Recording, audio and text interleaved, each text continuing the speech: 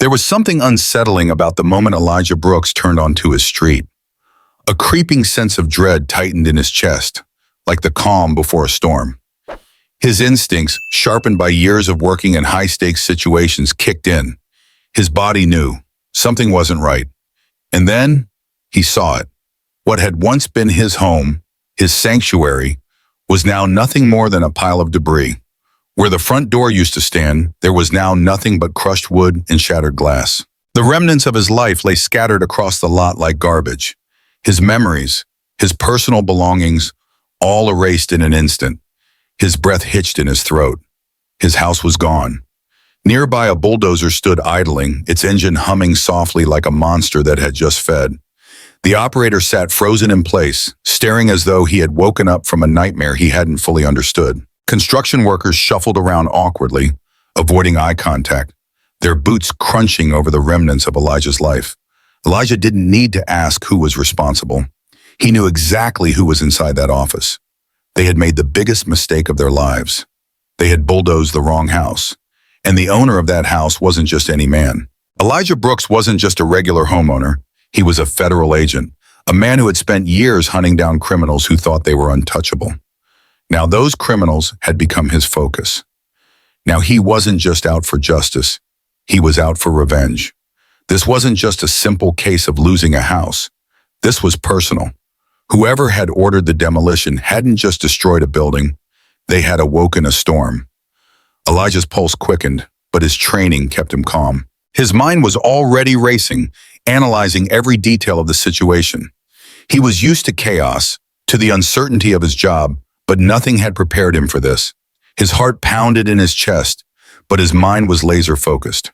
The reckoning was here, and it was going to be brutal. If you've ever dealt with a power-hungry HOA, you know exactly how Elijah felt. You know what it's like to have your life turned upside down by a group of people who think they can control everything in their path. This is the kind of story that's going to make your blood boil. Stick around because by the end of this, you'll be cheering for Elijah. If you hate HOA bullies and the injustice they bring, hit that like button and share this with someone who needs to see it. And don't forget to drop a comment and let us know where you're watching from. We want to hear your thoughts. Elijah had been looking forward to a quiet weekend. After years of operating in the shadows as a federal agent, dismantling criminal enterprises and bringing down dangerous men, all he wanted was peace. A break from the chaos, a simple weekend in his own home, in his own space. But when he turned onto his street, his instincts told him this was no ordinary day. Elijah Brooks could feel it in his gut even before he saw the devastation.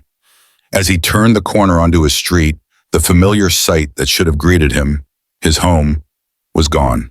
What lay before him was a wasteland of destruction. His house, his sanctuary, his refuge had vanished without a trace. His breath hitched in his chest, and for the first time in years, Elijah's mind went completely blank. Where just days ago he had stood proud, walking through the door into his life, now there was only rubble. Splintered wood, shattered glass, and pieces of his life were scattered across the lot like discarded trash. The air was thick with dust, heavy with the scent of fresh devastation. His heart raced as he tried to process the sight, his life's work, his memories, reduced to nothing in an instant. Nearby, a bulldozer idled, its engine humming softly. It was like a beast that had just fed, its operator sitting frozen in place, unable to fully grasp what had just happened. The workers hovered nearby, shifting awkwardly, their faces pale and strained. They stole nervous glances in Elijah's direction, knowing they had made a grave mistake. They knew they had just bulldozed the wrong house. Elijah's fists clenched at his sides, not in blind rage, but with the force of something deeper, something much more dangerous. His mind, trained for chaos, for quick decisions in the heat of battle, was now focused. It wasn't just anger, it was a slow-burning fire that crawled into his bones, a wrath that required control. His pulse pounded in his ears, but he held himself in check. He had been trained for moments like this. His years in the field, his tactical training, and his experience in handling high-stress situations had honed him into more than just a man. He was a weapon, calculated, composed, and relentless. Elijah reached into his pocket, pulling out his phone with the same precision he would use to draw his weapon. His fingers dialed the HOA office without hesitation. He needed answers, and he needed them now. The phone rang once, twice, and then a voice answered. Ridgewood Homeowners Association, this is Lisa speaking. How may I assist you? Elijah closed his eyes for a brief moment, letting the rage simmer beneath the surface, settling into something lethal, something measured. When he spoke, his voice was smooth, controlled. A loaded gun waiting to fire. Lisa, he said evenly, I'd like to speak to Mrs. Whitmore now. There was a slight pause on the other end of the line, a hesitation so small that most wouldn't have noticed it. But Elijah did. He could hear the change in her breath, the subtle shift in her tone. He knew she felt the tension. Elijah could feel the weight of the moment settling in as Lisa stammered on the other end of the line. Mrs. Whitmore is in a meeting, sir. Can I ask what this is regarding? Her voice trembled, just enough for him to notice, but he didn't flinch. He exhaled slowly, his grip tightening around the phone as his jaw clenched. His anger was simmering beneath the surface, but he kept it controlled. Tell her it's regarding my house, the one your people just demolished. A long silence followed, punctuated only by the sound of shuffling papers and the faint creak of Lisa's chair as she shifted uncomfortably. Sir, I wasn't aware of any demolition orders for... Elijah cut her off, his voice sharp and unwavering, the calm before the storm. Lisa, I need you to do something for me. I need you to walk into that meeting, put your hand on her shoulder, and tell her she has exactly 5 minutes to clear her schedule. Because if she doesn't, I will walk into that office myself. And I promise you that will be a far bigger problem. There was another silence. It was the kind of silence that lingered like the calm before a violent outburst. He could almost hear the hesitation in her breathing, the nervous swallow. Lisa wasn't just a secretary. She had been working under Karen Whitmore long enough to know when trouble was coming. And trouble had just called her phone. One moment, sir. Let me check her availability. Elijah could hear the faint tremor in her voice before the line went quiet. He didn't move. He didn't blink. He simply listened, his eyes never leaving the destruction in front of him, imagining Lisa hurrying through the hallways of the office. He could almost see her peeking into the conference room, nervously approaching her boss with the message. 30 seconds later, the line clicked back on. Mrs. Whitmore will see you now. Elijah's lips curled into a small, cold smile, but there was no joy in it, just ruthless calculation. Good, he said, his voice low and steady. I'm on my way. The phone clicked off, and Elijah slipped it back into his pocket. He took one last deep breath, steadying himself. The fire inside him had found its direction. It was time for a reckoning. Across town, in a luxurious air-conditioned office, Karen Whitmore sat like a queen on her throne. She was savoring the moment of her latest triumph, the latest success in her quest for control. The air was thick with the scent of expensive perfume and freshly brewed coffee, a stark contrast to the storm brewing on the other side of Ridgewood Estates. The rich aroma of freshly brewed espresso filled the air, a stark contrast to the destruction that Karen Whitmore had just ordered. She sat back in her chair, the luxurious leather creaking under her weight as she savored the moment. The sound of her gold bracelet tapping against the mahogany desk echoed through the room, rhythmic and deliberate, almost like a countdown to something inevitable. Each tap seemed to build tension in the air, heightening the silence around her. She smirked, lifting her cup to her lips and taking a slow sip of her overpriced espresso. The rich taste settled on her tongue like victory itself. This was her moment, her triumph. Finally, she muttered under her breath, barely above a whisper, as if savoring the words. I saw his history, she mused, a chilling satisfaction spreading through her. But just as she leaned back, feeling the victory fully sink in, a sharp knock on the door disrupted her moment of self-congratulation. Karen's hand froze midair, her cup hovering just below her lips. The sound of her sharp, manicured nails clicked against the porcelain as she set the cup down with a soft clink. Irritation flickered across her face, her carefully controlled composure slipping just slightly. The door cracked open, and Lisa, her secretary, poked her head in. The woman's posture was stiff, her fingers gripping the edge of the door as if she needed it to stay upright. Ma'am, there's someone here to see you, Lisa said, her voice barely above a murmur, her eyes darting down as if she had just spoken a curse. Karen sighed dramatically, rolling her eyes. If it was another homeowner whining about regulations, she had no patience for it. Tell them to take it up with the appeals board, she said, her voice dripping with condescension. Each word was perfectly enunciated, as if she were addressing a particularly slow-witted child. Lisa hesitated, and a visible shudder ran through her shoulders, but she tried to mask it with a forced swallow. I think you should see him. Karen narrowed her eyes, her patience thinning. You think? She repeated, her voice turning razor-sharp, laced with venom. Lisa, your job isn't to think. Your job is to filter out the nonsense so I don't have to deal with it. Lisa nodded quickly, a bead of sweat forming at her temple. Yes, ma'am. But before she could finish her sentence, the door swung open hard. Karen's espresso nearly tipped over as she jumped, her breath catching in her throat. Leon Thomas stepped inside, a man like a storm, controlled, inevitable. His steps were deliberate, each one echoing in the room like a warning. The air around him seemed to charge, heavy with attention before a hurricane. He didn't just enter, he owned the space. His presence commanded every molecule of air in the room, and the atmosphere thickened as he moved toward her. Karen's fingers instinctively tightened around the armrests of her chair, her nails digging into the leather as she fought to maintain her composure. She could feel the weight of his gaze even before he removed his sunglasses. When he did, his ice-blue eyes locked onto hers, cold and calculating, as though he were dissecting her. He looked at her like she was prey, and it unnerved her more than she would ever admit. Behind him, Lisa stood frozen, her body shrinking as if trying to disappear into the walls.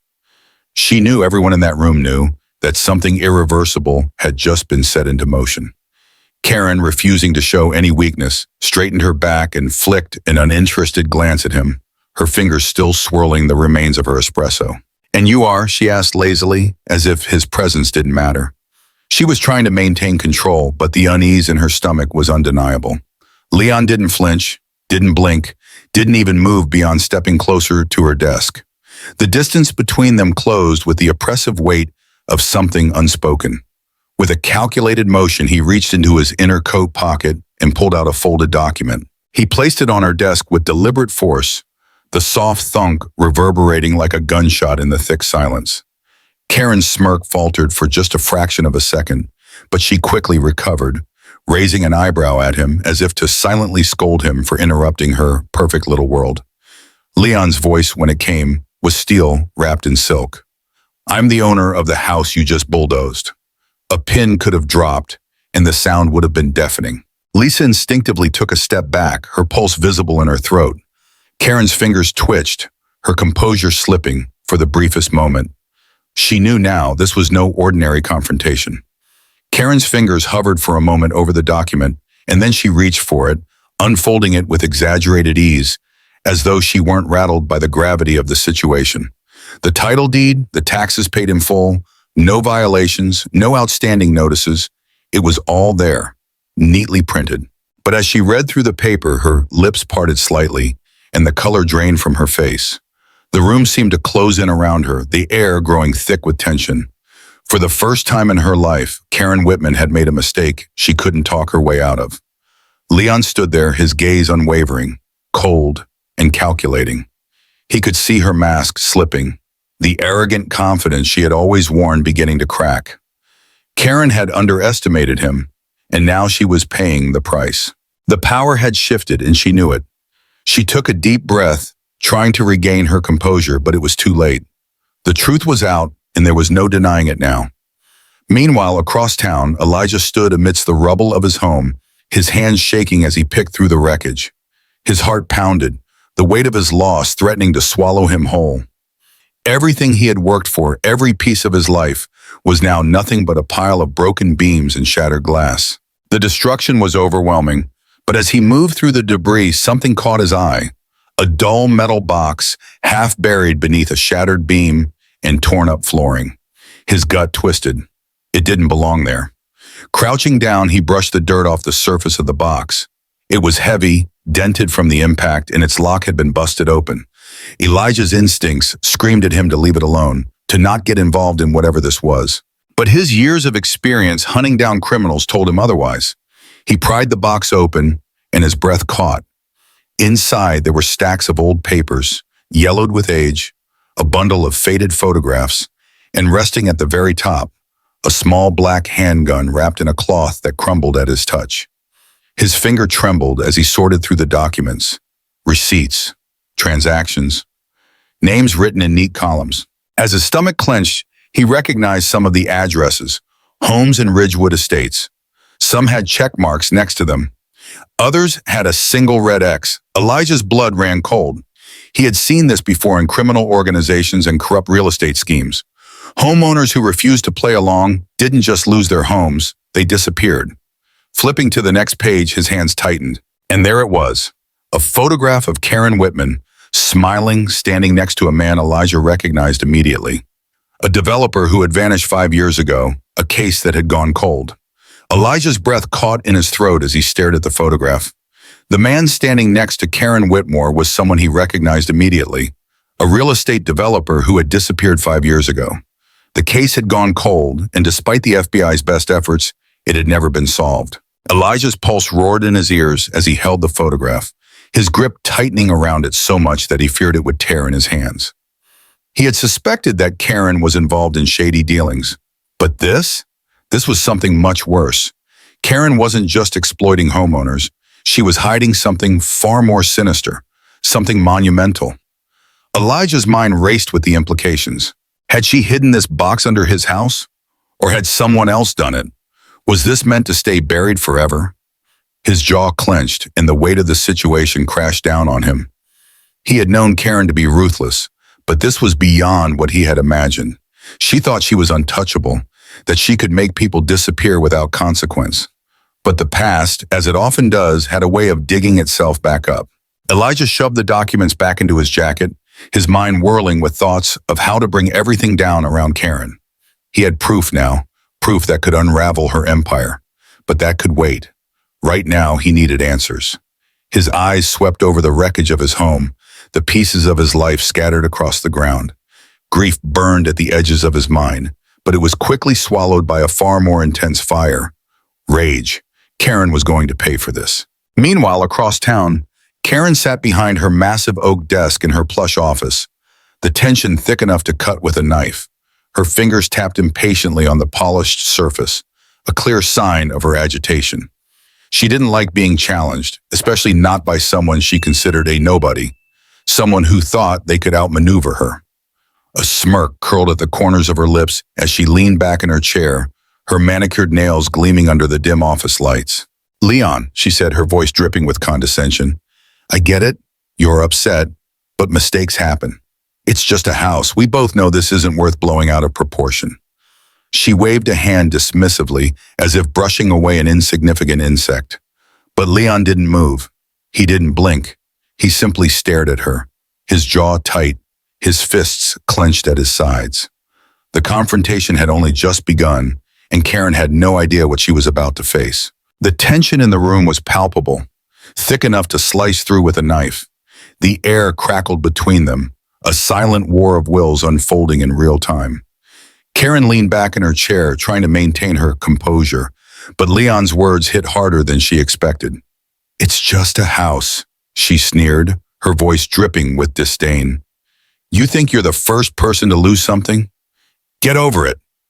But Leon's nostrils flared, his anger barely contained. His voice was dangerously low, like the calm before a hurricane. "Everything I owned was in that house. My personal belongings, my work documents, my memories." Karen rolled her eyes, clearly unimpressed. She leaned back even further in her chair, a smug expression plastered on her face. "Oh, spare me the sob stories," she scoffed. "Do you honestly think I care? You're not the first person to lose something important, and you won't be the last." Despite her condescending words, Leon didn't flinch. He kept his composure, but his hands were clenched at his sides. He took a deliberate step forward, closing the distance between them with a slow, purposeful stride. His voice, when it came, was still calm, but there was an underlying edge to it. "This isn't about losing something," he said. "It's about what you did. You had no right to demolish my home." Karen chuckled, a cold, mirthless sound that echoed in the quiet office. "No right?" she retorted. "Honey, I am the HOA. My word is law here. If I say something has to go, it goes." Her arrogance was palpable, her confidence unwavering. Behind her, her secretary Lisa shifted uncomfortably, casting nervous glances toward the exit. She had seen Karen in action before, watched her reduce grown men to trembling wrecks. But there was something different about Leon. He wasn't backing down. Leon exhaled through his nose, shaking his head slightly. "You have no idea who you just messed with." Karen scoffed again, clearly dismissing him. "Oh, please, let me guess. You think you're some big shot, some tough guy. Newsflash, I don't care who you are. You're just another homeowner who thinks he's special." Leon's smile was slow and deliberate. It wasn't friendly, nor was it amused. It was the kind of smile that sent a chill crawling up your spine. "And you're just another fraud who thinks she's untouchable." For a split second, Karen's smirk twitched. It was barely noticeable, but it was enough for Leon to know that he had struck a nerve. But she quickly regained her composure, her expression hardening. "You don't scare me," she hissed, trying to regain control. "I've dealt with your type before. All bark, no bite." Leon leaned in slightly, his voice dropping so low it was almost a whisper. "You sure about that?" For the first time, Karen hesitated. She knew something was different this time. For years, Karen Whitmore had ruled Ridgewood Estates with an iron fist, her every command met with fear. She had silenced anyone who dared to challenge her, pushing her will through like a dictatorship. But Leon Thomas wasn't like the others. He wasn't cowering in the face of her power, nor was he yelling in outrage. He just stood there, calm, unyielding, looking at her like he was already 3 steps ahead of her next move. Karen hated that. She could feel it eating at her, the realization that her usual tactics, intimidation and arrogance, weren't working on this man. She forced herself to regain composure, her gaze narrowing as she tried to assert dominance once more. "Well," she said, her voice dripping with feigned indifference, "since you're so convinced you have a case, why don't you go ahead and take your little complaints to court? We both know how that'll end. You'll drown in legal fees before you even make it to a hearing." Leon tilted his head slightly, considering her words. His smile widened, but there was no humor in it, just a cold, calculating gleam in his eyes. "You think this is just about legal fees?" he asked. "Karen, you have no idea how deep this goes." Her fingers twitched at her sides, her jaw clenching. The arrogant facade cracked, just for a moment. "Oh, cut the theatrics," she sneered, regaining some of her bravado. "What, you think you're some kind of hero? This is just business, Leon. You're just another guy who's lost something." Leon's gaze darkened, his voice low and controlled as he replied, "Destroying lives is just business to you?" Karen sighed dramatically, trying to brush him off, but Leon's words had struck a nerve. "Oh, come on," she scoffed. "Stop acting like you're some tragic victim. It was a house, you'll survive." Leon's fists tightened at his sides, his jaw clenched as he took a step closer to her desk. "You have no soul," he said, his words quiet but heavy. Karen laughed, but the sound was forced, hollow. "And you have no power." Leon leaned in one final time, his voice now laced with quiet menace. "You're about to find out just how wrong you are." For the first time in her life, Karen felt a cold slither of doubt crawl into her gut. Leon stood there, concealing the rage that simmered beneath the surface. The evidence in his hands wasn't just about fraud, it was something far worse. People were missing. Dawson, still processing the weight of what they were uncovering, popped the latches of the box and lifted the lid. The yellowed papers inside rustled, brittle with age, and his face darkened as he thumbed through the stack.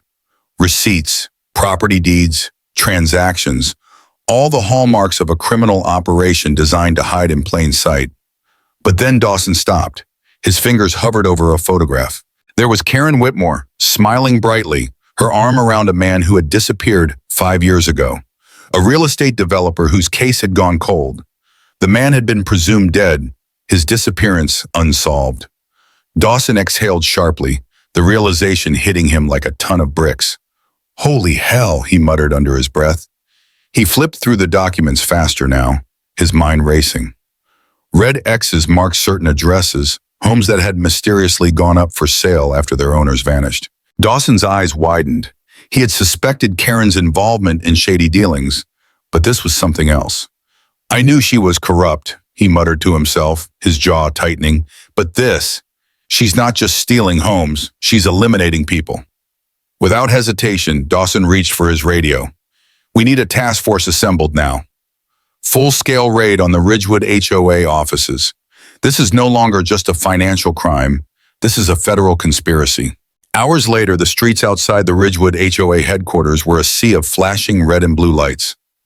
The hum of sirens filled the air as law enforcement vehicles lined the street, preparing to take down one of the most dangerous criminal operations the area had ever seen. Inside the office, Karen Whitmore sat behind her massive mahogany desk, sipping from an overpriced crystal glass of wine.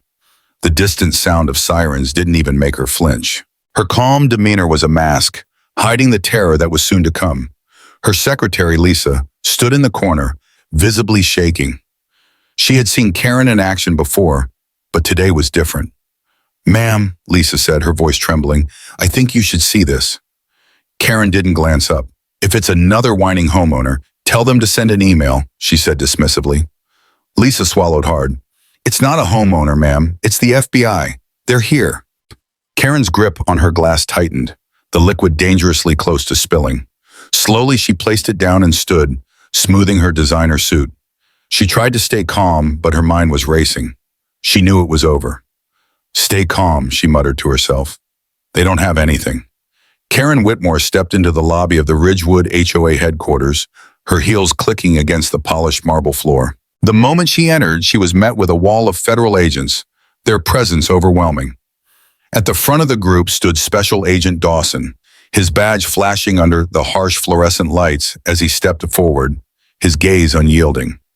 "Karen Whitmore, you are under arrest," Dawson announced, his voice clear and commanding. Karen scoffed, folding her arms across her chest. "For what? Running a successful HOA?" she sneered. "Please, this is ridiculous." Dawson didn't hesitate. "For conspiracy to commit fraud, extortion, and," he paused, flipping open a file and holding it up for her to see, "complicity in multiple disappearances." He revealed the photograph from Leon's box, the one of Karen smiling next to the missing real estate developer. For the first time, Karen's smirk faltered. Behind her, the board members, once so loyal, so eager to enforce her every cruel rule, shifted uncomfortably. They exchanged uneasy glances, and it didn't take long for the truth to sink in. Like rats abandoning a sinking ship, they turned on her. "We didn't know about the disappearances," one of them blurted out, his voice shaking.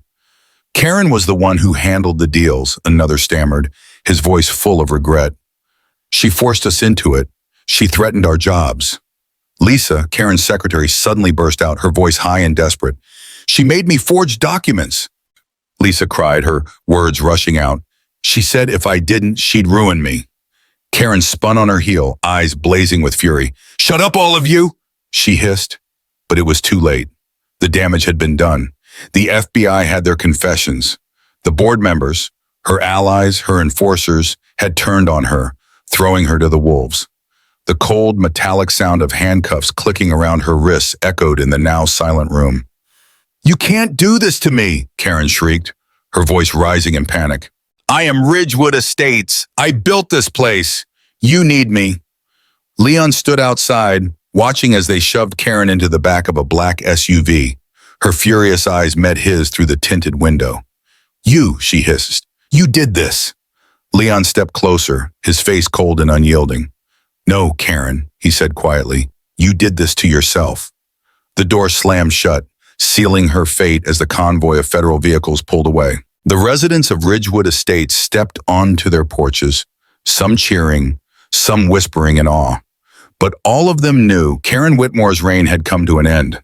The story of Karen Whitmore's downfall serves as a powerful reminder of the dangers of unchecked power and corruption. For years, Karen ruled Ridgewood Estates with an iron fist, exploiting those around her and silencing anyone who dared to challenge her. Her belief in her own invincibility blinded her to the consequences of her actions. The turning point in her story came when she underestimated the resilience of Leon Thomas, a man who had everything taken from him but refused to back down. The lesson here is clear. No one, no matter how powerful they seem, is beyond accountability. Leon's determination to expose the truth, even when faced with overwhelming odds, shows that justice can prevail when individuals are willing to stand up for what is right. It's a reminder that we should never allow ourselves to become complacent or believe that we are untouchable. because the truth has a way of surfacing, no matter how deep it's buried. Furthermore, the story highlights the importance of integrity and the consequences of compromising it. Karen's fall from grace was not just the result of her fraudulent actions, but of her complete disregard for the lives of others. In the end, those who seek to manipulate or control others for their own gain will always find themselves facing the consequences. As Leon's persistence and courage ultimately led to Karen's exposure and downfall. The story serves as a warning that corruption and manipulation can only thrive in the dark, but the light of truth will always bring it to an end.